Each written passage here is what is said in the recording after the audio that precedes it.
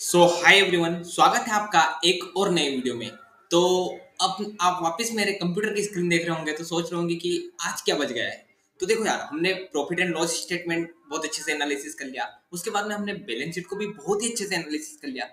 पर अब जो एक सबसे इंपॉर्टेंट चीज जो आती है ना फाइनेंशियल स्टेटमेंट में, वो है कैश फ्लो। क्योंकि देखो यार, आप बिजनेस कर रहे हो, आप दिखा रहे हो कि मैंने इतनी सेल्स करी, मैंने इतना करा, बट अल्टीमेट गोल तो आपका एक ही है ना कि आखिरकार आपकी जेब में कितना रुपया आ रहा है। मतलब कि मान लो कि मैं दिखा रहा हूँ मैं 100 करोड़ का कर रहा हूँ, 1000 करोड़ का कर रहा हूँ, पर वो ट्रेड रिसीवेबल में फंसा हुआ पैसा है। तो पता है कि अगर किसी के पास में फंसा है तो मुश्किल है कि उसका कुछ ना कुछ होगा। तो अल्टीमेटली एक बिजनेसमैन का या फिर कहो तो एक इन्वेस्टर के भी पॉइंट ऑफ व्यू से एक ही इंपॉर्टेंट चीज होती है कि आखिरकार मेरे बिजनेस में नेट कैश कितना आया। तो जो कैश फ्लो स्टेटमेंट है ना, वो आपको यही दिखाता है। अब आप में से एक क्वेश्चन जरूर उठेगा कि साला यार देखो, जो मेरा नेट प्रॉफिट है वही एक तरीके से मेरा नेट कैश फ्लो होना चाहिए, क्योंकि जितना नेट प्रॉफिट हुआ उतना मेरे पास कैश होना चाहिए। पर ऐसा नहीं होता है, क्योंकि देखो जो अकाउंटिंग है ना, वो दो तरीके से चलती है। एक है कैश बेसिस पे, मतलब कि जिसमें कैश आया तभी हम किसी चीज की एंट्री करेंगे, और एक है एक्रूअल बेसिस पे। मान लो कि आपने किसी को एक गुड दे दिया, तो आपकी सेल वहीं की वहीं बुक हो जाएगी, चाहे उसकी तरफ से पैसा आए या फिर नहीं आए, बस उस सेल से बुक हो जाएगी और आपके डेटर्स बढ़ जाएंगे। तो आई होप आप समझ गए होंगे। और जो इंडिया है ना, इंडिया में मेनली एक्रूअल बेस्ड ही अकाउंटिंग प्रोसेस फॉलो की जाती है। कि जब आपने मान लो किसी को से कुछ चीज बेच दी या फिर कुछ चीज आपके पास में आ गई, मतलब कि वो सेल से या फिर परचेस हो गई है, चाहे आपने उसका पेमेंट किया हो या फिर नहीं किया हो, तो हमने वापस केवल किरण क्लोथिंग कंपनी को ही खोल लिया है। अब देखो यार, बात करें अगर हम कैश फ्लो की, तो कैश फ्लो स्टेटमेंट में तीन चीजें होती है। एक है ऑपरेटिंग, दूसरा है इन्वेस्टिंग और तीसरा है फाइनेंसिंग। अब देखो यार, जो cash flow from operating activity होता है ना, ये वो सारी की सारी एक्टिविटीज होती है जो कि डे टू डे बिजनेस होता है। लाइक केवल किरण क्लोथिंग का मेन बिजनेस है, आपको पता है, कपड़े बेचने का। तो जो ऑपरेटिंग एक्टिविटी में वही प्रॉफिट, वही कैश आएगा जो कि इनका मतलब कि क्लोथ्स बेचने से या फिर वहीं से कहीं ना कहीं प्रॉफिट जनरेट हुआ है, उसी से आया है। इसके अलावा जो इन्वेस्टिंग एक्टिविटी होती है ना, उसमें मान लो लाइक हमने कोई प्रॉपर्टी प्लांट एंड इक्विपमेंट बनाया, या फिर मान लो हमने किसी कंपनी को एक्वायर करने में पैसे लगा दिए, तो वो सारा का सारा इन्वेस्टिंग एक्टिविटी में आता है। और इसके अलावा फाइनेंसिंग एक्टिविटी होती है, जिसमें लाइक हमने किसी से फाइनेंस लिया। लाइक या तो हम देखो दो तरीके से फाइनेंस ले सकते हैं अल्टीमेटली। एक तो है कि जो हमारे पास में डेट से मतलब कि उधारी से ले सकते हैं, और एक क्या है कि हमारे पास जो इक्विटी है उसको बेचो और उसके बदले में फाइनेंस ले लो। तो देखो, सबसे जो इंपॉर्टेंट चीज इसके अंदर जो होती है ना, वो है ऑपरेटिंग एक्टिविटी। देखो, अगर आपका cash flow from operating activity negative होता है ना, तो ये समझ लो कि एक तरीके से खतरे की घंटी बज रही है। क्योंकि भाई मान लो अगर आप खुद के जो ऑपरेशन से है बिजनेस से, उससे ही पॉजिटिव कैश फ्लो नहीं ला रहे हो, मतलब कि कैश ही नहीं आ रहा है, बस आपके पैसे किसी ना किसी जगह पे फंसे हुए हैं, तो वो बहुत ही ज्यादा आपके लिए प्रॉब्लम क्रिएट कर सकता है। तो चलिए, अब हम इसको बहुत ही ज्यादा डिटेल में समझते हैं। और देखो, cash flow from operating activity positive क्यों होना चाहिए, देखो उसका एग्जांपल मैं यस बैंक से लेके आपको दिखाता हूँ। देखो, ये है यस बैंक। आपको पता है कि यस बैंक के साथ में कुछ सालों पहले कुछ कांड हुआ था, जिसके बाद में उसमें कुछ मतलब अच्छे से आपको पता हो कि नेगेटिव होने लग गया था। और यहाँ पे देखिए, cash flow from operating activity 2013-14 तक सही साठ था। उसके बाद में आप अगर यहाँ पे देखोगे तो 2300 करोड़ का नेट, मतलब कि नेगेटिव, फिर 300 करोड़ का नेगेटिव, फिर एक साल पॉजिटिव, फिर नेगेटिव, फिर नेगेटिव, और यहाँ पे 57,000 करोड़ का नेगेटिव। और अभी लास्ट भी अगर हम देखा जाए तो 25,000 करोड़ का negative cash flow from operating activity है। और अगर बात करें हम इसकी इस समय के प्रॉफिट की, तो देखिए 2023 में इसको नेट प्रॉफिट हुआ 700 करोड़ का, और नेगेटिव कैश फ्लो कितना है, 25,000 करोड़। मतलब आप खुद देखिए कि एक कंपनी है जो कि खुद के जो ऑपरेशन से, मतलब कि लोगों को लोन देना, और लोगों के जो मतलब कि अगर हमने पैसे दिए तो उस पर इंटरेस्ट देना, तो अगर उसी मेन बिजनेस से कंपनी को इतना ज्यादा नेगेटिव हो रहा है, तो मतलब खतरे की घंटी है कि ऐसी कंपनियों से हम बच के रहें। अब इसके बाद में आता है इन्वेस्टिंग एक्टिविटी। तो देखो यार, इन्वेस्टिंग एक्टिविटी से अगर कैश फ्लो नेगेटिव रहेगा ना, तो मेरे लिए बहुत ही अच्छी बात है। क्योंकि इन्वेस्टिंग एक्टिविटी से नेगेटिव मतलब कि ऐसा लग रहा है कि कंपनी कहीं ना कहीं पीपी मतलब plant properties plant and equipment खरीद रही है, या फिर किसी कंपनी में इन्वेस्ट कर रही है, तो वो नेगेटिव चलेगा, मेरे को कोई दिक्कत नहीं है। इसके अलावा जो लास्ट भी आता है वो है फाइनेंसिंग एक्टिविटी। तो अगर फाइनेंसिंग एक्टिविटी का पॉजिटिव है ना, तो प्रॉब्लम थोड़ी थोड़ी क्रिएट कर सकता है। लाइक अगर पॉजिटिव है तो ऐसा लगता है कि साला कंपनी ने मतलब कि उधारी ली है। क्योंकि देखो, कैश फ्लो आएगा पॉजिटिव है तो मतलब कि अपन ने किसी से उधारी ली है, और अगर नेगेटिव है तो मतलब कि अपन ने उधारी नहीं ली है बल्कि उधारी चुकाई है। तो अगर cash flow from financing activity negative भी है तो चलेगा। पर देखो, फाइनेंसिंग एक्टिविटी के दो लक्षण है, एक उसके अंदर डिविडेंड भी आता है साला। तो कहीं ऐसा तो नहीं है कि डिविडेंड इसको इफेक्ट कर रहा है। तो देखो, यहाँ से तो आप छोटी छोटी चीजों से क्या ही पता चलेगा, और यहाँ पे थोड़ा सा बड़ा भी देख लेंगे तो क्या ही पता चलेगा। हम चलते हैं बैलेंस शीट वाले को ही देखने। तो देखो, ये हमने खोल लिया है जो एनुअल रिपोर्ट है उसके अंदर वाला कैश फ्लो। और किसका है ये? केवल किरण क्लोथिंग का। तो देखो कंपनी हमको दिखा रही है कि उनको इस साल प्रॉफिट हुआ है 156 करोड़ का। देखो सारी की सारी वैल्यू इन लाख से, तो अगर हमें आखिरी की दो वैल्यू हटा देंगे तो इसका मतलब हो गया कि ये सारी की सारी वैल्यू करोड़ में हो गई। तो कंपनी बोल रही है कि उसको 156 करोड़ का प्रॉफिट हुआ है, जो कि अगर हम ऊपर जाके पीएनएल में अगर आपको दिखाता हूँ, सो आप डेफिनेटली यहाँ पे वॉच कर सकते हो कि हमको 156 करोड़ का प्रॉफिट हुआ है। ठीक है, तो मतलब कि कंपनी यहाँ पे ऊपर से ही वैल्यू उतारती है, कहीं अलग से नहीं आती है। अब देखो इसमें कुछ एडजस्टमेंट हो रहे हैं। देखो आपको मैंने जब डेप्रिसिएशन वगैरह बताया था तब आपको बताया था कि कुछ एक्सपेंसेस केस बेस्ड होती है और कुछ बस मतलब कि बुक्स में होती है।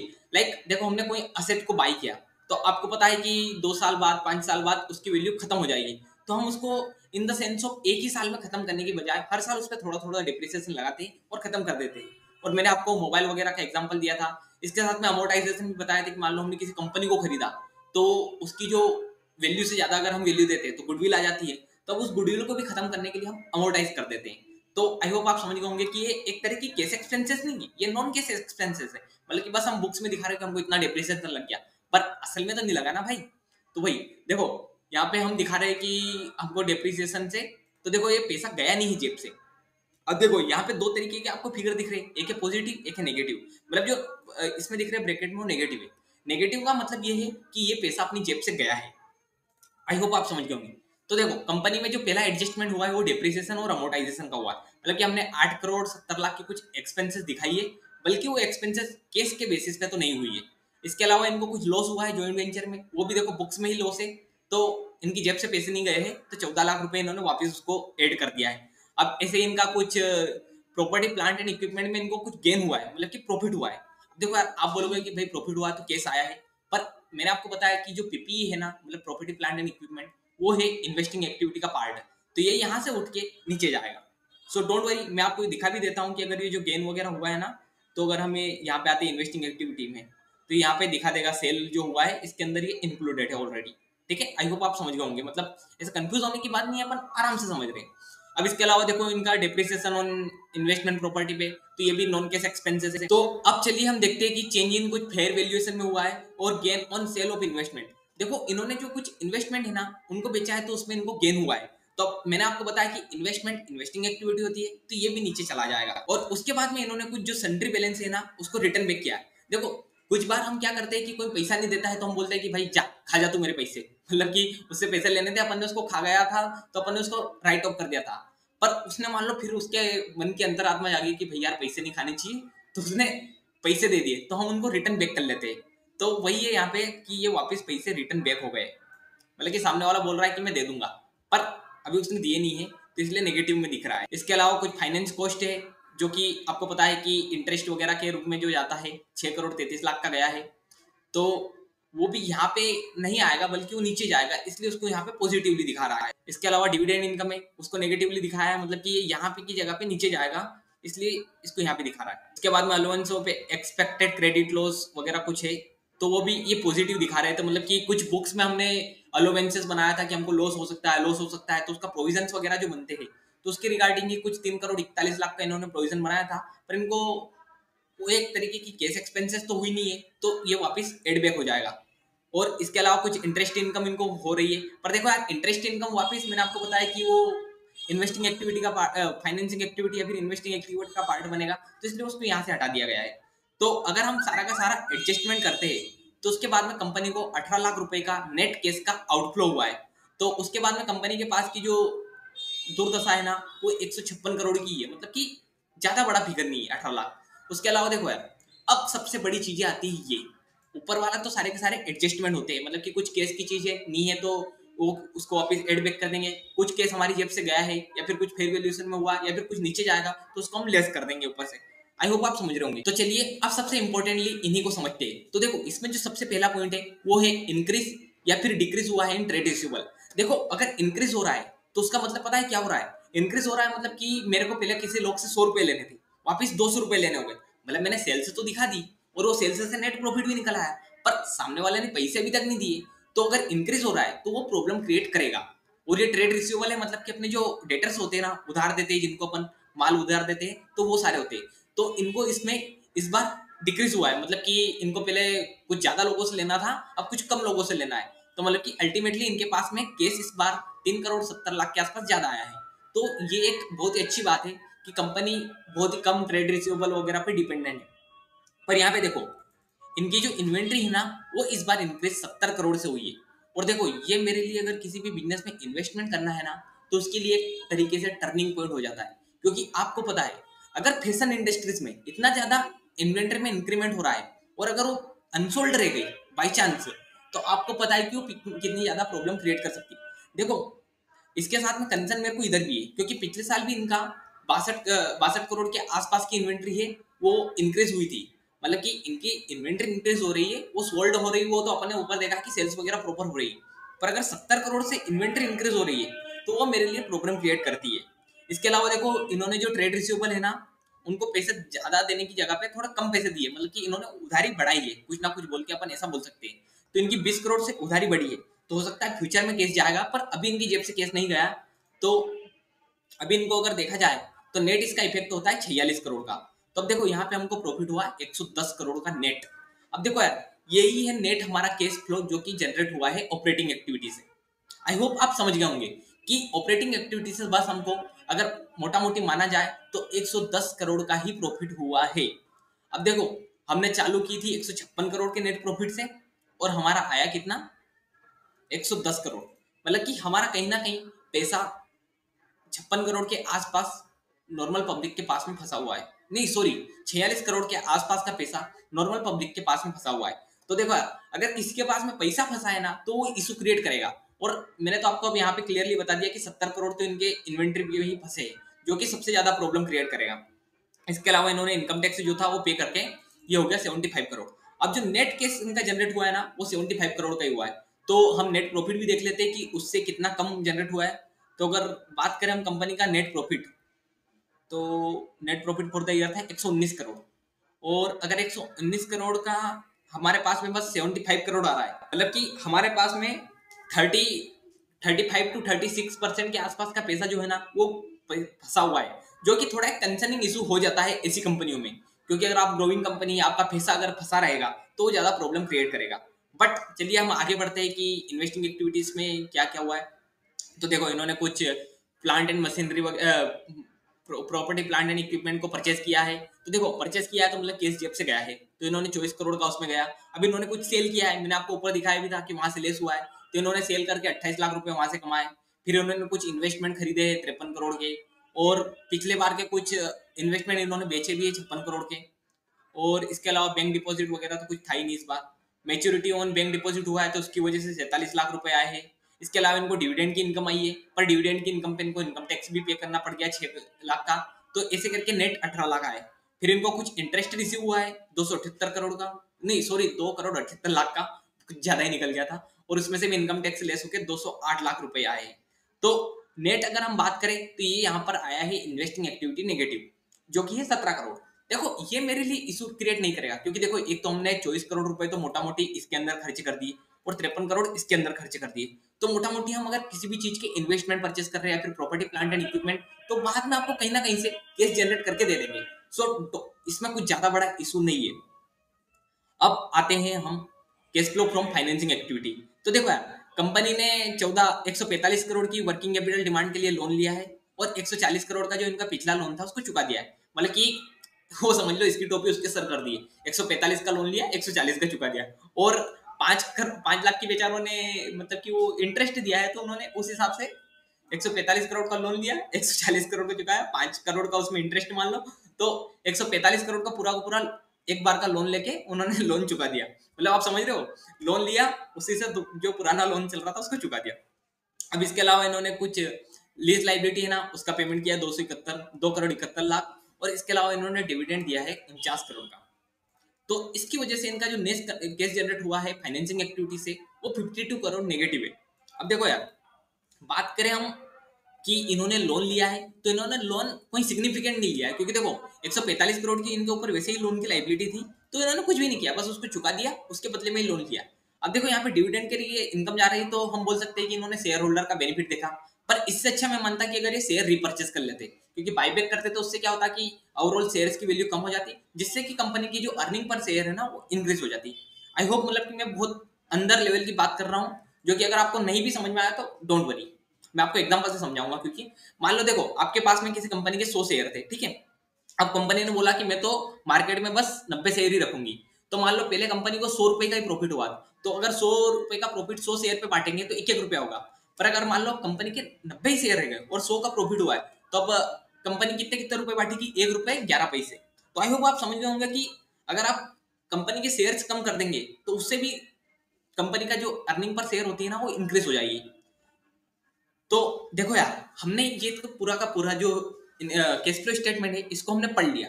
अब देखो, अगर इसमें से सबसे ज्यादा अगर इंपॉर्टेंट चीज थी तो वो थी मेरे ऑपरेटिंग एक्टिविटी। पर देखो यार, यहाँ पे ऑपरेटिंग एक्टिविटी में मैंने आपको क्लियरली दिखा दिया कि यहाँ पे एक वार्निंग साइन है जिसको कि हमें ध्यान रखना चाहिए। अब इसके अलावा जो महान इन्वेस्टर है, जो दुनिया के सबसे बेस्ट इन्वेस्टर है, जिनको मैं मानता हूँ मतलब कि वॉरेन बफेट, उनका एक मानना है कि हमें सबसे ज्यादा अगर किसी चीज पे फोकस करना है तो वो है फ्री कैश फ्लो।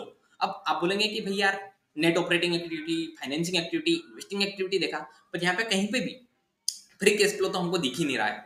तो आपको दिखेगा भी नहीं, क्योंकि फ्री कैश फ्लो है ना वो निकलता है ऑपरेटिंग एक्टिविटी से जो कैश आया है उसको अगर हम माइनस कर देते हैं, जो इन्वेस्टिंग एक्टिविटी में जो पीपीई में जो पैसा लगता है मतलब कैपिटल एक्सपेंडिचर में, अगर उससे हम माइनस करते हैं तो ही हमारा नेट कैश फ्लो आता है कि हमको कितना फ्री कैश फ्लो हुआ है। तो देखो यार, हमारे इस केस में मैं आपको दिखाता हूँ, यहाँ पे 75 करोड़ का हमारा ये हुआ है 7507। और हमने कितने का मतलब कि परचेस किया है प्रॉपर्टी प्लांट एंड इक्विपमेंट, तो हमने कुछ 24 करोड़ का हमने property plant and equipment purchase किया है। पर हमने देखो कुछ property plant and equipment sale भी किया है, तो वो सेल कितने का हुआ है? 28 लाख का, ठीक है। तो इस हिसाब से अगर देखा जाए तो अगर आपको दिख नहीं रहा होगा पर हमको 51 करोड़ का फ्री कैश फ्लो हमारे पास में है। तो देखो, फ्री कैश फ्लो ही वही चीज है कि जो आखिरकार बिजनेस में सब कुछ चीजें होने के बाद में कितना क्या बचा। क्योंकि देखो, कैपिटल एक्सपेंडिचर कुछ चीजें ऐसी होती है जो होती है। तो देखा जाए इस कंपनी का फ्री कैश फ्लो तो वो है 51 करोड़ 35 लाख। तो जो कहा जाए तो एक तरीके से ठीक ठीक कैश फ्लो है। तो अगर आप इस कंपनी को इशू एनालिसिस कर रहे हो तो इसमें अगर कोई भी चीज, अगर हमने बैलेंस शीट पढ़ी थी तब भी कोई प्रॉब्लम नहीं दिखी थी, पीएनएल पढ़ा था तब भी प्रॉब्लम नहीं दिखी थी, पर जैसे ही हमने केस फ्लो पढ़ा तब जाके हमें प्रॉब्लम दिखा कि कंपनी का हो सकता है मतलब मे भी इन्वेंट्री अनसोल्ड रह रही है, क्योंकि इनकी इन्वेंट्री बार बार इंक्रीज हो रही है। या फिर एक ये भी वो निकल सकता है कंक्लूजन कि हो सकता है कि इन्वेंट्री की डिमांड बहुत ज्यादा ही इनको लग रही है कि आ रही है, तो इसलिए ये बहुत ही ज्यादा बना रहे। पर देखो यार, किसी भी चीज की अति आपको पता है कि बुरी होती है। इनकी पिछले साल भी इन्वेंट्री 62 करोड़ से इंक्रीज हुई थी और इस बार 70 करोड़ से इंक्रीज हुई है। तो मतलब इससे ये देखा जा रहा है कि अगर बाई चांस अगर कुछ भी स्टॉक अनसोल्ड रह जाएगा ना, तो आपको पता है कि फैशन इंडस्ट्रीज में अगर चेंज हो गया तो वो अनसोल्ड का अनसोल्ड ही रह जाएगा। तो आई होप आप समझ रहे होंगे कि मेरा कंसर्न क्यों है।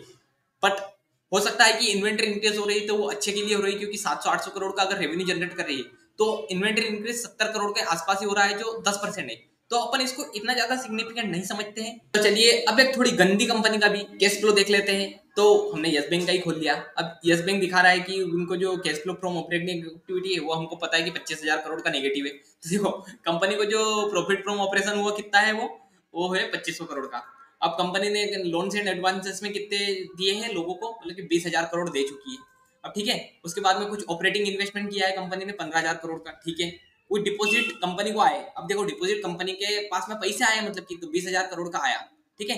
और अदर वर्किंग कैपिटल आइटम है कुछ 12,000 करोड़ का, जिसमें कि कंपनी के पास में से केस गया है। टोटल 28,000 करोड़ हो रहा है। अगर 28,000 करोड़ में से हमारा नेट प्रॉफिट करते हैं तो 25,000 करोड़ का नेट नेगेटिव आ रहा है। अब देखो, कंपनी जो लोन्स वगैरह जो बांट रही है ना वो 20,000 करोड़ का बांट रही है और 15,000 करोड़ का और इन्वेस्टमेंट कर रही है, जबकि कंपनी के पास में मतलब आप खुद देखो, कंपनी के पास में 20,000 रुपए आ रहे हैं पर कंपनी मतलब कि इतनी खतरनाक है कि वो 35,000 करोड़ तो मतलब लोगों को बांट रही है। मतलब समझ रहे हो वो क्या बोलते हैं, कॉन्फिडेंस देख रहे हो बंदे का। तो आई होप आप समझ रहे होंगे। खैर ये बैंकिंग कंपनी है तो हम इसको क्लोथिंग कंपनी की तरह नहीं समझ सकते कि जो चल रहा है वो ज्यादा ही गलत है, जबकि ये ठीक होगा। क्योंकि अगर हम इसको कंपेयर करेंगे तो पीयर्स से कंपेयर करना ज्यादा सही रहेगा। जैसे मैंने एचडीएफसी लिमिटेड सर्च मारा, अब देखो एचडीएफसी बैंक भी देखा जाए तो कंपनी को 20,000 करोड़ का पॉजिटिव बैलेंस है। अब देखो ऑपरेशन से प्रॉफिट तो कंपनी को भी 79,000 का हुआ है, पर यहाँ पे देखो गेम बदलता है। यहाँ पे डिपॉजिट कंपनी को कितने हुए 3,24,000 करोड़ के, और कंपनी ने दिए कितना है, 2,54,000 करोड़ दिए है और एक 64,000 करोड़ दिए, ठीक है, 6,000 करोड़ के आसपास कुछ बैलेंस बच रहा है। तो मतलब इस हिसाब से देखा जाए तो अगर आप बैंकिंग कंपनी को एनालिसिस करो ना, तो सबसे पहली बात, अगर किसी भी कंपनी को एनालिसिस करो तो उसका जो सेक्टर है ना उसी के साथ में एनालिसिस करो। तो आई होप मैंने आपको एक बुरी कंपनी का भी कैश फ्लो स्टेटमेंट पढ़ा के दिखा दिया छोटा सा, और इसके अलावा हमने एक अच्छी कंपनी जो केवल किरण क्लोथिंग है उसका भी बता दिया।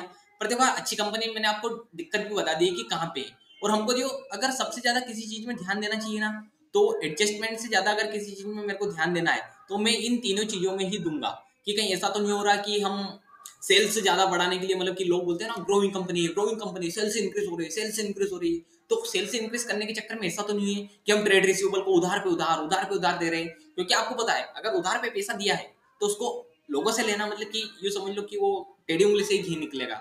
तो ये हमको ध्यान रखना पड़ता है। ये 3 पॉइंट सबसे ज्यादा इंपॉर्टेंट है अगर इसमें सबसे ज्यादा बात की जाए तो। सो आई होप आप समझ गए होंगे कि आखिरकार हमें कैश फ्लो स्टेटमेंट को कैसे एनालिसिस करना है। तो ये वीडियो यहीं पर एंड होता है। अगर आपको ये वीडियो पसंद आया तो प्लीज लाइक करिएगा, चैनल को सब्सक्राइब करिएगा, और साथ ही आप कमेंट कर सकते हो कि नेक्स्ट वीडियो किस टॉपिक पर बनाऊं। So guys, bye bye.